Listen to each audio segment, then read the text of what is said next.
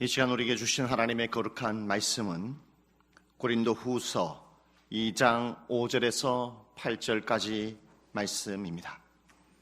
신약성경 287면쯤에 있습니다.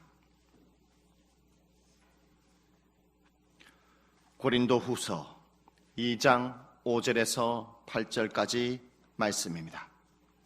근심하게 한 자가 있었을지라도 나를 근심하게 한 것이 아니요 어느 정도 너희 모두를 근심하게 한 것이니 어느 정도라 함은 내가 너무 지나치게 말하지 아니하려 함이라.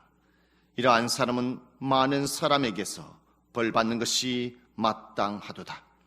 그런즉 너희는 차라리 그를 용서하고 위로할 것이니 그가 너무 많은 근심에 잠길까 두려워하노라. 그러므로 너희를 권하노니 사랑을 그들에게 나타내라. 아멘. 5절의 말씀에 보면 근심하게 한 자가 있었을지라도 나를 근심하게 한 것이 아니요 어느 정도 너희 모두를 근심하게 한 것이니 어느 정도라 함은 내가 너무 지나치게 말하지 아니하려 함이라 라고 말씀하고 있습니다. 고린도 교회에 근심하게 하는 자가 있었다라고 말합니다. 도대체 누가 근심한 자이겠습니까? 그 첫 번째로 고린도 교회에는 당파 싸움으로 분쟁을 일으키는 성도가 있었다라고 합니다. 고린도전서 1장 10절에 형제들아 내가 우리 주 예수 그리스도의 이름으로 너희를 권하노니 모두가 같은 말을 하고 너희 가운데 분쟁이 없이 같은 마음과 같은 뜻으로 온전히 합하라. 이처럼 분쟁을 일으킨 성도들을 향하여 바울 사도는 같은 마음과 같은 뜻과 온전한 마음으로 합하라 라고 고린도 교회의 성도들을 향하여 강력하게 편지를 적을 때가 있었습니다. 우리도 마찬가지입니다. 우리는 이런 분쟁으로 말미암아 근심케 하는 성도가 되지 말아야 되겠습니다. 두 번째로 근심하게 한 자가 누구이겠습니까? 바로 고린도 교회 안에는 음행하는 성도가 있었다라는 것입니다. 고린도전서 5장 1절 2절 말씀에 너희 중에 심지어 음행이 있다 함을 들으니 그런 음행은 이방인 중에서도 없는 것이라. 누가 그 아버지의 아내를 취하였다 하는도다. 그리하고도 너희가 오히려 교만하여져서 어찌하여 통한이 여기지 아니하고 그 일 행한 자를 너희 중에서 쫓아내지 아니하였느냐라고 말씀하고 있습니다. 고린도 교회 안에서 아버지의 첩을 취한 것에 대하여 교회를 근심케 하는 성도들이 있었다라는 것입니다. 바울은 이를 내쫓지 않느냐고 단호하게 고린도 교회의 성도들 향하여서 고린도전서 첫 번째 편지를 적은 적이 있다라는 것입니다. 우리도 마찬가지입니다. 우리는 음행하는 것으로 인하여 근심케 하는 성도가 되지 말아야 되겠습니다. 그렇다면 세 번째로 근심하게 한 자가 또한 누구이겠습니까? 바로 고린도 교회의 성도들 가운데 속에 다툼으로 고소 고발한 사람들이 있었다라는 것입니다. 고린도전서 6장 7절 말씀에 너희가 피차 고발함으로 너희 가운데 이미 뚜렷한 허물이 있나니 차라리 불의를 당하는 것이 낫지 아니하며 차라리 속는 것이 낫지 아니하냐라고 말씀하고 있습니다. 여기에 보면은 허물이라는 단어가 있습니다. 허물이라는 단어는 헬라어로 헥테마라고 합니다. 이 허물의 뜻은 뭐냐? 바로 패배라는 뜻을 가지고 있다라는 것입니다. 고소 고발하는 것은 서로가 패배자라는 것을 말씀하고 있습니다. 그 이유가 무엇이냐? 사랑과 용서를 저버렸기 때문에 서로가 패배자라는 것입니다. 예수님은 십자가에서 고소고발하지 아니하였습니다. 예수님은 십자가에서 강도를 용서하셨습니다. 예수님은 용서하심으로 말미암아 십자가에서 패배자가 아니라 승리자가 되었다라는 것입니다. 우리도 마찬가지입니다. 우리가 고소고발을 함으로 말미암아 다툼으로 패배자가 될 것이 아니라 오히려 그 모든 부분들에 대해서 용서함으로 말미암아 근심케 되는 자가 되지 말아야 되겠습니다. 네 번째로 우리는 근심하게 한 자가 누구이겠습니까? 고린도 교회의 성도 안에는 우상 숭배하는 성도들이 있었다라고 합니다. 고린도전서 10장 14절 20절 말씀에 이와 같은 말씀이 있습니다. 그런즉 내 사랑하는 자들아, 우상 숭배하는 일을 피하라.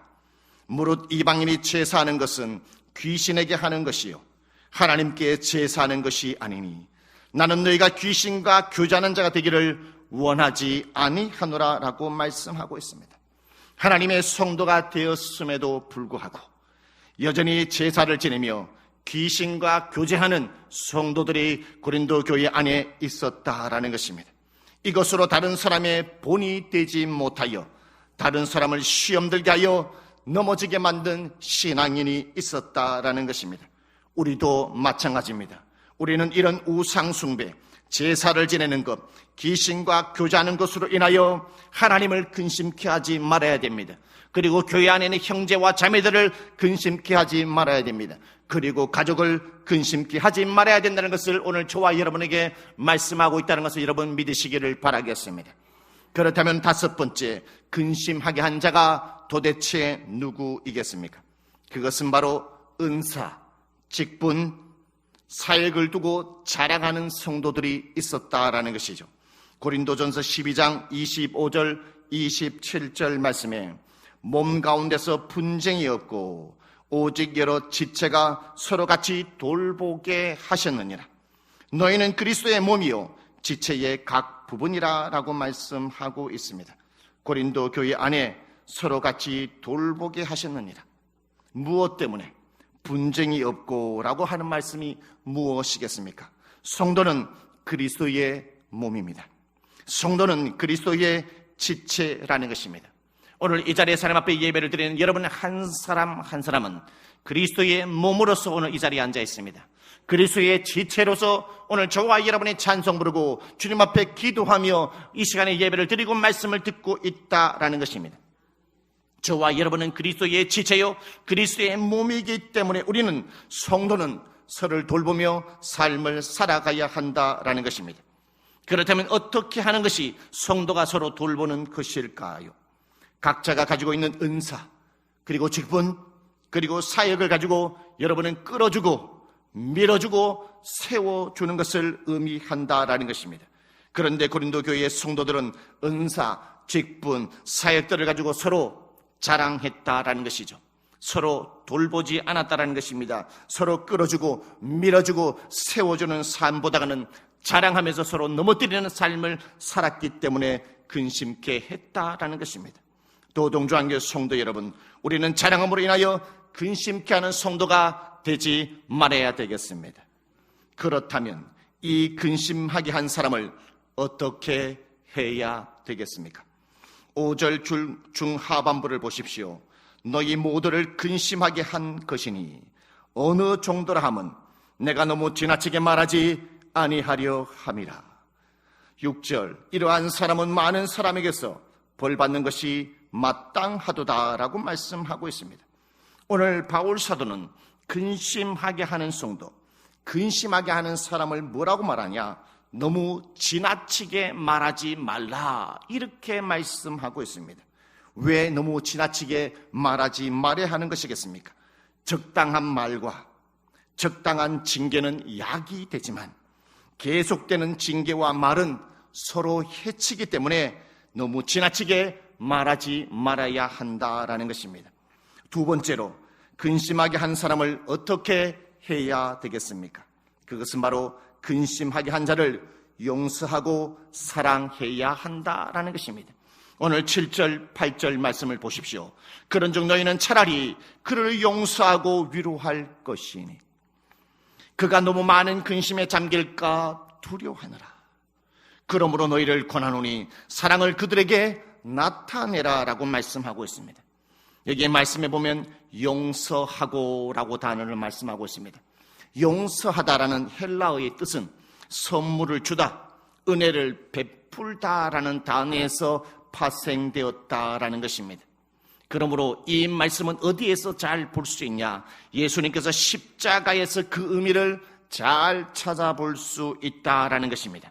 인간이 불의함에도 불구하고 하나님은 십자가에서 예수 그리스도는 십자가에서 무조건적으로 우리를 사랑해 주셨습니다. 무조건적으로 우리를 용서해 주셨습니다. 무조건적으로 저와 여러분을 위로해 주셨기 때문에 오늘 이 자리에 있다는 것을 여러분 믿으시기를 바라겠습니다. 할렐루야. 근심케 하는 성도가 있으면 어느 정도 건면하고 징계 있으면 용서하고 사랑하라는 것입니다. 여러분, 무엇 때문에 근심케 하는 성도를 완전히 제명하지 아니하고 사랑하고 용서하라는 그 이유가 무엇이겠습니까? 징계만 하면 돌아올 길이 없습니다, 여러분. 그러나 사랑과 용서와 위로는 그 사람이 다시 교회로, 다시 공동체로, 다시 신앙생활로, 다시 가정으로 회복할 수 있는 길을 열어주기 때문입니다. 두 번째로, 근심케 하는 성도를 완전히 제명하지 않고 사랑하고 용서하라는 그 이유가 무엇이겠습니까? 그것은 바로 사탄으로 인하여 우리가 넘어지지 않게 하기 위함입니다. 11절의 말씀을 보시죠. 이는 우리로 사탄에게 속지 않게 하려 함이라. 우리는 그 계책을 알지 못하는 바가 아니로라 라고 말씀하고 있습니다. 근심케 한 자를 사랑하지 않고 용서하지 않으면 사탄에게 속아 넘어진다라고 성경은 말씀하고 있습니다. 계속 징계하면 앙심을 품고 공격하고 서로 다툰다라는 것이죠. 여러분, 근심케 하는 성도, 계속해서 징계를 내리고 내가 공격하게 된다면 그 사람도 나를 계속 공격하기 때문에 다툼이 일어나기 때문에 결국은 서로가 넘어진다는 것을 오늘 성경에 우리에게 말씀하고 있습니다. 이 말씀을 어디에서 잘 이해할 수 있겠습니까? 누가복음 15장 돌아온 탕자를 통해서 하나님의 마음을 잘 이해할 수 있습니다. 또 이르시되 어떤 사람에게 두 아들이 있는데 그 둘째가 아버지에게 말하되 아버지여 재산 중에서 내게 돌아올 분깃을 내게 주소서 하는지라.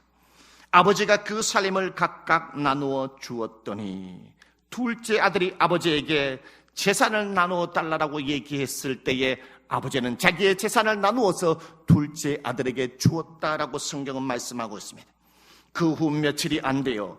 둘째 아들이 재물을 다 모아가지고 먼 나라에 가 거기서 허랑방탕하여 그 재산을 낭비하더니라고 말씀하고 있습니다. 아버지께 받은 그 모든 재산을 허랑방탕 다 탕진했다라는 것이죠. 그런데 다 없앤 후 그 나라에 크게 흉년이 들어 그가 비로소 궁핍한지라. 가서 그 나라 백성 중 한 사람에게 붙여 사니 그가 그를 들러 보내어 돼지를 치게 하였는데 그가 돼지 먹는 쥐염 열매로 배를 채우고자 하되 주는 자가 없는지라. 모든 재산을 다 탕진했는데 해필이면 엎친 데 덮친 격으로 겹겹산중 흉년이 들어 더 먹을 것이 없게 되고 궁핍하게 되어서 이 둘째 아들이 돼지우리에게 가서 돼지가 먹는 음식을 먹고자 하였지만 그 돼지가 먹는 음식도 먹지 못하였다라는 것입니다. 이에 스스로 돌이켜 이르되 내 아버지에게는 양식이 풍족한 품꾼이 얼마나 많은가. 나는 여기서 주려 죽는구나. 내가 일어나 아버지께 가서 이르기를 아버지 내가 하늘과 아버지께 죄를 지었사오니 지금부터는 아버지 아들이라 일컬음을 감당하지 못하겠나이다. 나를 품꾼의 하나로 보소서 하리라 하고 둘째 아들이 그 힘든 가운데 속에 점점 뉘우치고 있는 것을 볼 수 있습니다. 뉘우치고 난 다음에 이에 일어나서 아버지께로 돌아가니라.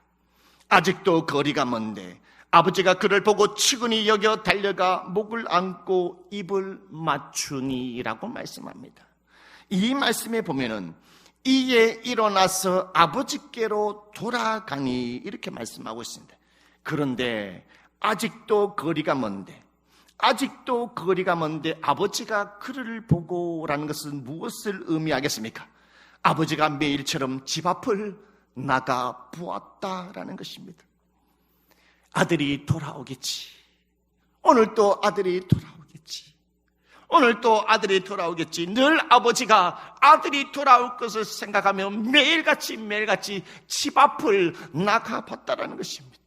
때로는 눈물을 흘리면서 한숨을 쉬면서 아버지가 가슴을 치며 내 둘째 아들이 돌아오겠지. 이렇게 매일 집 앞을 나가며 기다렸기 때문에 이 마음이 무슨 마음이겠습니까? 아버지의 마음입니다. 돌아오면 용서해 주겠다는 것입니다. 돌아오면 사랑해 주겠다는 것입니다. 돌아오면 위로해 주겠다는 것입니다. 그러니 보자마자 두 아들, 아직도 저 거리가 먼데 둘째 아들이 보자마자 아버지는 달려가 안아주고 입을 맞췄다라는 것이죠. 그러니 아들이 이르되 아버지, 내가 하늘과 아버지께 죄를 지었사오니 지금부터는 아버지의 아들이라 일컬음을 감당하지 못하겠나이다 아니라. 둘째 아들이 탕진하고 돌아와가지고 아무것도 없이 돌아와가지고 거지로 돌아왔을 때에 아버지께 용서를 구했을 때에 아버지가 뉘우치는 아들의 말을 듣고 어떻게 했습니까? 책망하지 아니했다라는 것입니다. 정죄하지 아니했다라는 것입니다. 오히려 무조건적으로 용서하시고, 오히려 무조건적으로 사랑하시고, 무조건적으로 위로하시고 잔치를 열어주셨다라는 것이죠. 아버지는 종들에게 이르되 제일 좋은 옷을 내어다가 입히고 손에 가락지를 끼우고 발에 신을 신기라. 그리고 살찐 송아지를 끌어다가 잡으라. 우리가 먹고 즐기자라고 아버지는 얘기했다라는 것입니다. 만약에 둘째 아들이 돌아와서 강하게 징계하고 계속 잔소리를 하고 했다라면 그 아들은 아버지 품으로 돌아오지 못했다라는 것이죠. 오히려 책망하지 않고, 오히려 정죄하지 않고 무조건적으로 용서하고 사랑하고 위로해 주었기 때문에 이 둘째 아들이 아버지의 품으로 돌아올 수 있었다는 것을 여러분 믿으시기를 바라겠습니다. 할렐루야. 말씀을 맺도록 하겠습니다. 여러분, 살리는 힘이 무엇이겠습니까? 물론 징계도 살리는 힘을 가지고 있습니다. 그러나 징계는 사랑과 용서와 위로가 함께 동반될 때에 강력한 힘을 나타냅니다. 용서하지 않고 사랑하지 않고 위로하지 않으면 사탄이 틈타 서로를 다투게 하여 결국 서로를 망하게 한다라고 했습니다. 첫 번째 우리 제가 말씀드렸습니다. 허물을 가지고 있는 자는 패배자라고 말씀했습니다. 십자가에서 예수님은 우리를 모두를 용서해 주셨다라는 것입니다. 서로를 허물을 들춰냄으로 말미암아 서로가 패배자가 되지 마시고 십자가에서 용서하시고 사랑하고 위로하심으로 말미암아 승리하셨던 예수 그리스도를 바라보며 이 하루를 삶을 살아가시는 저와 여러분 되시기를 주님의 이름으로 축복합니다. 할렐루야. 이것이 살리는 힘이라는 것이 오늘 우리에게 말씀하고 있음을 한 주간에 기억하며 살아갑시다. 기도드립니다.